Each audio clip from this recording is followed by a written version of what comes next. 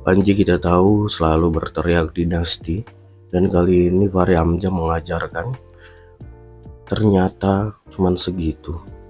Ternyata pintar atau tidak gitu ya. Boleh kalian lihat video lengkapnya bagaimana. Sebelum kita ke videonya, bantu subscribe dulu channel saya, belum subscribe. Tidak tunggu lama, kita ke videonya langsung. Let's go. Itu Panji Pragiwaksono tetap stay true dengan karakternya, tetap stay true dengan pesannya bahwa menurut dia ini dinasti politik, bahwa menurut dia bahkan pilpres ini perfect crime kata beliau. Memang ada tindak kejahatan yang terjadi, tapi tidak ada buktinya.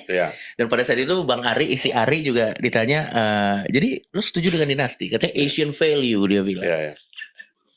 Gimana tanggapan Bang Fahri Hamzah tentang ribut-ribut yang ada di X ini tentang hal itu? Kalau saya sebenarnya Panji kalau ditanya balik dia banyak nggak bisa jawab tentang misalnya kenapa sampai hari ini Amerika Serikat sebagai champion demokrasi itu tidak melarang keluarga untuk berkompetisi dalam politik gitu. Nah, benar juga ya. Ya benar juga ya. Kalau mau dicek bisa dicek ke Google dan ChatGPT juga itu. Itu memang tidak boleh. Dulu kan MK itu membatalkan undang-undang yang melarang keluarga berpolitik. Dalam demokrasi itu problemnya adalah mandat rakyat. Jadi once kita datang bertarung untuk mandat rakyat itu, maka definisi-definisi tradisional tentang dinasti hilang. Ini yang kita nggak sadar gitu, sehingga kadang-kadang emosi kita berlebihan melihat realitas. Konsolidasi kepala daerah untuk mengangkat anaknya dan sebagainya itu kan kita lihat hari-hari. Tapi ya itu seperti juga dalam semua pertarungan. Kadang-kadang seniman pengen anaknya jadi seniman top dan lalu dia latih anaknya hebat begitu. Lalu dia benar-benar jadi seniman top seperti bapaknya kan? Jadi ya itu manusiawi gitu sebetulnya, dan itu as long as it is going through the people's choice itu nggak ada masalah, gitu loh. Nah, jadi ini yang kadang-kadang terus definisi dinasti juga. Kita ini lama loh hidup dalam tradisi dinasti yang mulia, yang baik. Kerajaan-kerajaan di Nusantara ini kerajaan-kerajaan baik. Bahkan sampai hari ini kita mau maintain Jogja sebagai tempat bagi satu kultur lama, meskipun ada kepala daerah yang ada DPRD-nya dan sebagainya, tapi darah masih jadi raja, ya kan? Sultan Jogja berikutnya adalah ada anak daripada Hamengkubuwono. Dan seterusnya kan kita tetap bertahan dalam pengertian artinya memang dinasti itu juga nggak ada masalah. Kan kita ini problemnya adalah korupsi, nepotisme, KKN. Loh itu yang kita serang, kita attack itu saja. Gitu. Jangan kita menghambat satu kultur yang sebenarnya ada dalam demokrasi sendiri, karena itu kompetisi. Tidak ada masalah soal itu. Nah di situ Panji harusnya kita koreksi. Jadi dia jangan keterusan begitu, sebab di negara seperti Amerika itu biasa terjadi anak pejabat maju lagi, ya kan, di daerah ini anak pejabat ini di daerah itu, karena dinasti itu ada berbagai teori, teori satu kamar, teori turun temurun dan sebagainya, atau teori lintas cabang kekuasaan, ada yang jadi anggota DPRD, ada yang jadi wali kota pada tempat yang sama. Itu hal-hal yang bisa muncul. Nah yang begitu-begitu itu kita bisa regulasi secara lebih teknis. Tapi hak setiap orang, setiap warga negara untuk maju nggak bisa dilarang. Tapi sepengetahuan lo Bang, sebagai orang yang memang aktif di dunia politik, ada nggak di negara-negara lain yang meregulasi secara detail bahwa kalau bapaknya adalah seorang politisi, anaknya harus lebih ketat untuk bisa jadi politisi gitu Bang? Yang dilarang itu biasanya itu yang disebut conflict of interest, gitu loh. Jadi conflict of interest itu kembali kepada sesuatu yang langsung, tapi bukan dipilih rakyat.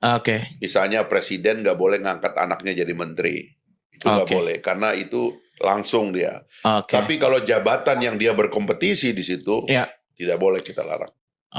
Nah, gitu. Bagaimana dengan? Karena pada kenyataan lainnya adalah orang bisa menang, orang bisa kalah.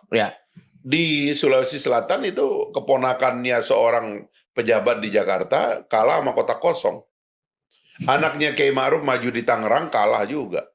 Jadi nggak ada jaminan, bos. Kita jangan menghukum metode demokrasi. yang menyebabkan semua orang boleh maju. Dan boleh jadi misalnya ada keluarga yang memutuskan, saya mau jadi keluarga politik. Misalnya Pak Jokowi tadinya keluarga pedagang gitu. Kayaknya kita berbakat politik nih, kita keluarga politik aja. Kita lihat nanti bertahan apa tidak. Biar karena waktu itu policy, biar waktu. Bertahan apa tidak. Ini sekarang Pak Jokowi turun nih, Bobby misalnya kalau pilgub tetap akan diselenggarakan, masih bisa menang nggak? Loh itu kita lihat, itu akan terjadi dan rakyat ini kan mesti kita hargai juga pilihannya gitu. Nah itu yang nggak boleh. Gimana dengan statement yang bilang katanya perfect crime gitu? Ini kita selalu berkutat di sini aja ya, perfect crime. Kalau menurut lo gimana itu Bang? Tidak ada perfect crime karena pada dasarnya situasinya demokratis. Gitu loh. Selama ini kita punya kebebasan untuk mengadres apa masalah dalam negara. Bahkan ini juga yang sering saya bilang sama orang. Kan ketika orang tuh menyerang saya, kenapa Anda nggak kritis lagi kepada pemerintah? Itu menarik. Loh, kita ini punya masalah. Kita ini tidak punya kekebalan. Anggota DPR itu kebal. Itu masalahnya. Kita memilih anggota DPR yang kebal ini supaya dia lebih hebat daripada kita dalam menyerang pemerintah. Jangan kita ini, jangan Coki dan saya yang tiap hari cari makan ini yang dibebankan itu gitu loh bos. Iya kan? Buat apa kemarin kita nyoblos mereka? Lo orang tuh harus tahu bahwa gua nyoblos lu itu supaya lu nyerang pemerintah karena lu nggak bisa dikriminalisasi. Bisa dikriminalisasi dengan cara lain, ya kan? Kalau memang melanggar yang ini. Iya dong. Tapi kalau dia cuman karena dia melawan pemerintah nggak bisa bos. Gitu loh. Makanya waktu lapor-melapor di peradilan etik Dewan itu saya suka serang tuh. Kalau orang karena berpendapat di dalam gedung DPR nggak boleh dilaporkan. Undang-undang ITE, saya berkali-kali dilapor undang-undang ITE dalam waktu jadi anggota Dewan. Saya tulis surat ke polisian. Kamu baca undang-undang ini pasal sekian, anggota Dewan punya kekebalan. Nggak boleh. Akhirnya balik tuh surat. Gini Bang, gue penasaran juga nih. Lu kan berkali-kali pasti ada di perdebatan yang panas, entah itu di dalam gedung atau di luar gedung gitu. Pernah baper nggak Bang? Kayak misalnya pulang gitu, habis itu lo healing ke Bali gitu, pernah? Nggak pernah. Lu ngejaga supaya bisa memisahkan mana perasaan personal lo. Karena kan kadang gini, permasalahan banyak orang, dan ini banyak terjadi sama teman-teman gue. Saat ideologinya dan personal dia itu udah jadi satu Bang. Jadi dia nggak bisa, saat ideologinya terserang, seolah-olah itu sudah jadi serangan personal gitu buat dia. Nah pasti gue yakin lo sering banget ada di diskusi-diskusi yang panas.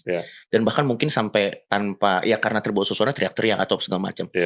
Itu gimana biar lo bisa ngejaga ini tidak menjadi racun yang makan lo pelan-pelan gitu. Mungkin ini bisa tips juga buat tahun-tahun pertama saya di Dewan, saya pernah naik meja. Nanti cari videonya masih ada tuh. Hampir berkelahi. Serius loh? Wah lucu banget. Gara-gara saya tahu ini ada setting menyerang pemerintah, tapi di belakang ini ada motif transaksi gitu. Jadi karena saya tahu, saya stop dan saya agak marah begitu. Ini namanya juga murid baru ya waktu itu. Pada waktu itu. 2004 lah baru terpilih jadi anggota Dewan gitu. Saya masih SMA waktu itu. Naik meja kita hampir berkelahi lah. Tapi lama-lama saya sadar bahwa ini hanya perdebatan mulut aja kan. Intinya satu, jangan pernah take it personally. Jangan pernah semua ini dianggap pribadi. Itu aja. Itu aman buat kita udah. Jadi nggak ada yang pribadi. Tapi ini gara-gara ini juga saya jadi punya masalah kadang-kadang. Kenapa Bang? Kadang-kadang jadi nggak terlalu romantis. Jadi kurang romantis begitu. Itu berbahaya itu kadang-kadang. Baik. Jadi itu kadang-kadang kalau turun ke keluarga kadang-kadang itu jadi masalah juga. Maka kita perlukan keluarga itu untuk membuat kita tetap jadi manusia. Bagus tetap banget romantis. Point of view-nya. Gitu. Karena kalau kita terlalu terlarut dengan situasi pekerjaan, kita jadi perang bos di Dewan itu. Saya hari pertama masuk politis mendefinisikan ini adalah perang. Yang saya bisa ditembak, bahkan pribadi bisa diserang. Wow. Karena itu harus ada kewaspadaan tinggi. Nah, ketegangan itu kadang-kadang itu kalau keluarganya lemah, kita merusak keluarga. Jadi kita berharap kita dengan anak kita itu nggak boleh punya hierarki. Dengan istri itu nggak boleh punya hierarki. Dia boleh melakukan apa saja dan dia boleh menegur. Nggak ada yang namanya pejabat di rumah, nggak ada. Tapi sejauh ini Bang, atau dari pengalaman lu pribadi atau dari teman-teman lu, pernah nggak ada begitu cerita gitu setelah puluhan tahun di politik, orang terdekatnya mengatakan kok kamu jadi orang yang berbeda gitu? Itu pernah terjadi nggak gitu? Bisa itu terjadi, tapi saya sih berusaha tidak ya. Artinya saya koreksi juga, terutama pertemanannya. Oh, itu juga itu sangat... kadang-kadang itu yang suka dirasakan orang, karena orang menjadi pejabat tuh ngantor di tempat yang ada pengawalnya, ada polisinya, ada tentaranya, kadang-kadang ada sekretarisnya, itu kadang-kadang menghilangkan ya itu tadi romantismenya, ya kan? Kayak kita nggak pernah kenal lama gitu, kayak kita nggak pernah nakal bareng, kayak gitu. Itu kan kalau diskusi yang panas. Kalau tanggapan abang tentang yang lagi ngomong terus di mute gitu mikrofonnya. Apa mungkin itu untuk menghindari hal-hal problematik mungkin juga ya? Waktu saya jadi pimpinan dewan, saya memanggil ahli IT ya, supaya tindakan untuk menyetop bicara orang itu bukan merupakan kesewenang-wenangan. Jadi itu saya serahkan kepada metode teknologi. Jadi misalnya tatip saya tulis ya, bahwa hak bicara itu misalnya 3 menit gitu. Oke, itu deh videonya. Gimana menurut kalian? Coba komen di bawah dan sampai bertemu di video saya selanjutnya. Bye.